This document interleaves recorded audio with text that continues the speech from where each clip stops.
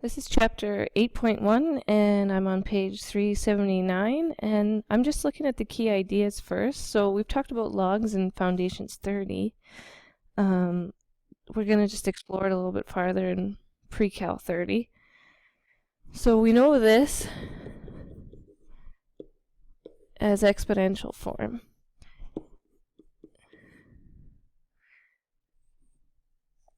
Okay, so we can write something in log form and it is actually the inverse. Okay, so y is equal to log cx can be written, and these can be interchanged, so the inverse of one another. So when you look at the graph on page 379, when you draw, I'll just draw a rough sketch of an exponential equation. Okay, this one's increasing, it's going through 1 and 0. We use a dotted line at the origin, and the log equation, which goes through, this one goes through 0 and 1. 0 over, 1 up. This one goes 1 over 0 up. And they create reflections of each other. Okay, so they are inverses. And the properties that go with log functions are the domain is x has to be greater than 0. The range is all real numbers. And the x-intercept is 1. And there is a vertical asymptote at 0. So you can call it at x equals 0. Okay, so these are the properties of log equations that we learned in Foundations 30. So I'll cruise back to our examples. Okay, and one thing that we talked about that we need to remember for log equations is we use a log to break and enter. So this stands for the base, the answer, and the exponent.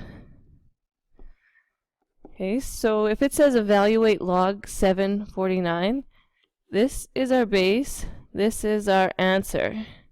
And what we're trying to do is find out what our exponent is. So the question is, what power would x have to be to make 49? 7 to the power of 2 is 49. So therefore our exponent is 2. Okay, what about if we wrote for b? Our base is 6. Our answer is 1. What would the exponent have to be?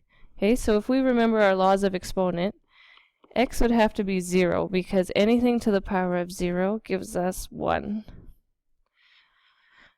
Okay, let's look at C. It says log, and then we just have 0.001. Okay, so there's no base specified on this question, so whenever there's no base specified, we assume it's a base 10. So we'll put the 10 there, and this, remember, is our answer. Okay, so we'll put it as 0.001.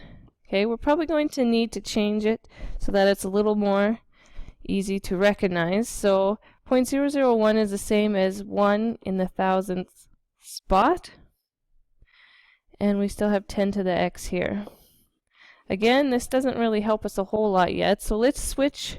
What our thousands would be is actually 10 to the 3. Okay? And remember, 1 over 10 to the 3, we can write that as 10 to the negative 3. Okay, so now we have 10x is equal to 10 to the negative 3. So that means our x is actually negative 3. Okay, and we'll do D also. So I'll just do D right here. we had log 2 root 8. So 2 is our base, and root 8 is our answer.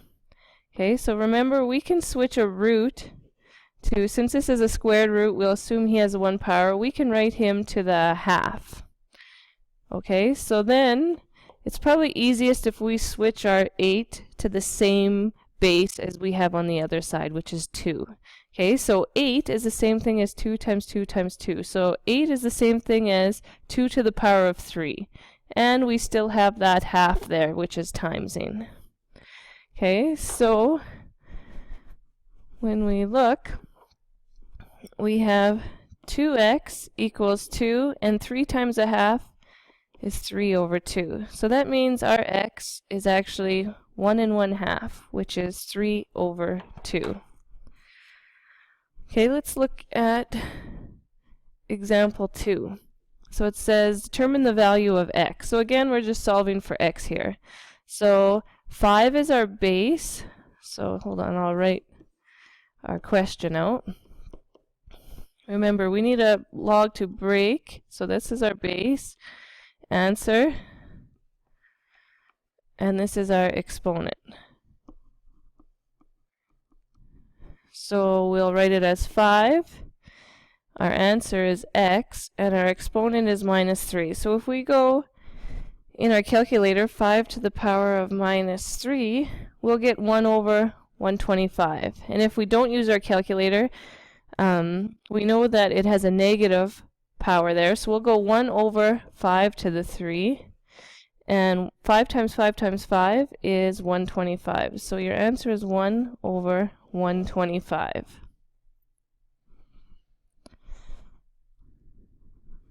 I'll just do B right here, not this one, but B from the other page, was x, log x 36 equals 2. So log x 36 equals 2. So this is our base of x, our answer is 36, and our power is 2. Okay, so now we technically just have x squared is equal to 36. So to get rid of a square, we root. Remember, when you root, you bring in a plus minus. We'll have x is equal to plus or minus 6. That's what our answer could be.